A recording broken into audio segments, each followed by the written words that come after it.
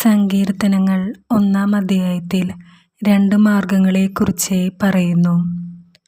നമ്മൾ ദുഷ്ടരുടെ ഉപദേശം സ്വീകരിക്കരുതെന്നും പാപികളുടെ വഴിയിൽ നടക്കരുതെന്നും പരിഹാസകരുടെ പീഠങ്ങളിൽ ഇരിക്കരുതെന്നും ഓർമ്മിപ്പിക്കുന്നു. അങ്ങനെ ചെയ്യാത്തവൻ ഭാഗ്യവാൻ എന്നാണ് പറയുന്നത്. അങ്ങനെ ചെയ്യാത്തവൻ്റെ ആനന്ദം കർത്താവിൻ്റെ നിയമത്തിലാണ്. അവനെക്കുറിച്ച് പറയുന്നത്, നീർച്ചാലിനരികെ നട്ടതും യഥാകാലം ഫലം തരുന്നതും ഇല കൊഴിയാത്തതുമായ വൃക്ഷം പോലെയാണ് അവൻ എന്നാണ്. അവൻ്റെ പ്രവൃത്തികൾ സഫലമാകുന്നു. അതായത് ദൈവം അവനെ ഫലഭൂയിഷ്ഠമായി വളർത്തും. കാരണം അവൻ ആശ്രയം വച്ചിരിക്കുന്നത് കർത്താവിലാണ്, ആനന്ദം കൊള്ളുന്നതും കർത്താവിൽ തന്നെ.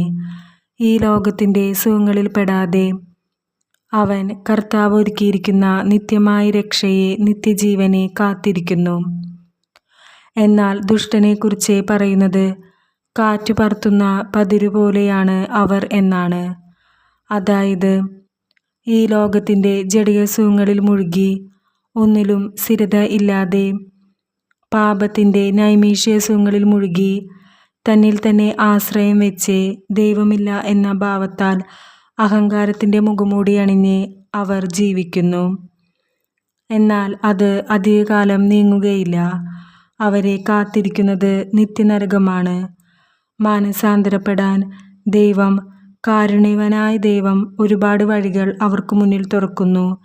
എന്നാൽ അതിനെ അവഗണിക്കുന്നവർക്ക് കാത്തിരിക്കുന്നത് നിത്യനരകമാണ്.